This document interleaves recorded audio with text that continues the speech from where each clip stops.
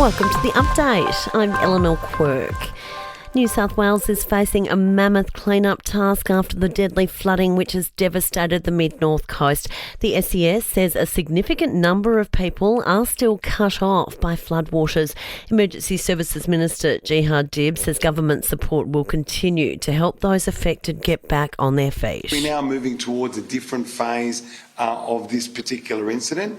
The incidents themselves are starting to drop down in terms of number and they're changing in nature. Pleasingly, there's been a lot less flood rescues that are required, but we move now into other forms of incidents where people may need support.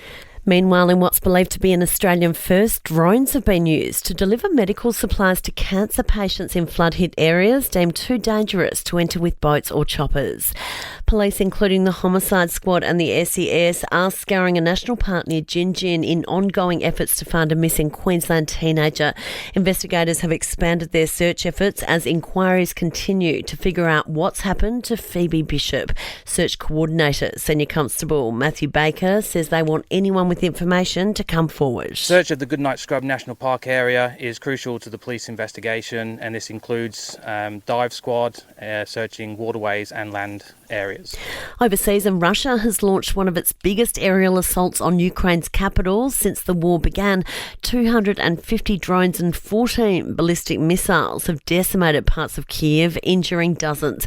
The attack comes just hours after the two sides carried out a second prisoner swap. Ukraine's President Volodymyr Zelensky says it's time tougher sanctions are imposed on Russia. Точно, час. It is clearly time to increase pressure on Russia to achieve not just one result, but everything that is necessary. And when Russia takes a whole week just to come up with a so-called memorandum as their response to calls for a ceasefire, this is nothing but a mockery of the entire world. And the iconic Dapto Dogs is coming to an end after almost 90 years. Greyhound Racing New South Wales has confirmed the operators of the showground won't renew their lease. Chief Executive Steve Griffin says it's the end of an era. I've been racing for 88 years, a sad day for the sport. However, we just need to rebuild and move forward. We've got some very exciting things happening in the future, so we now need to focus on those things.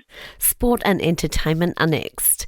To sport, the Dacos duo have starred as a depleted Collingwood took a 45-point win over North Melbourne at Marvel Stadium. Coach Craig McRae pleased with the performance after last-minute withdrawals of Scott Pendlebury and Bobby Hill. They're late withdrawals because they were late. We got information this afternoon that Pendles was just not well and put gastro and just wasn't going to be able to get up. And then I won't go into Bobby's stuff because that's really quite personal.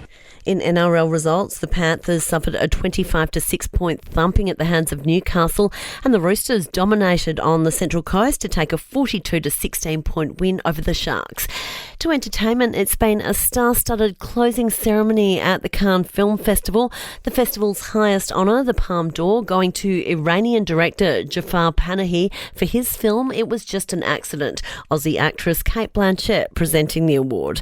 And just a month after going public with their shock and unlikely romance, Liz Hurley and Billy Ray Cyrus have made their first public outing as a couple. The pair strolled arm in arm through the streets of Rome at a Valentino bash. And that's the latest from the Nova podcast team. We'll see you again soon for another episode of The Update.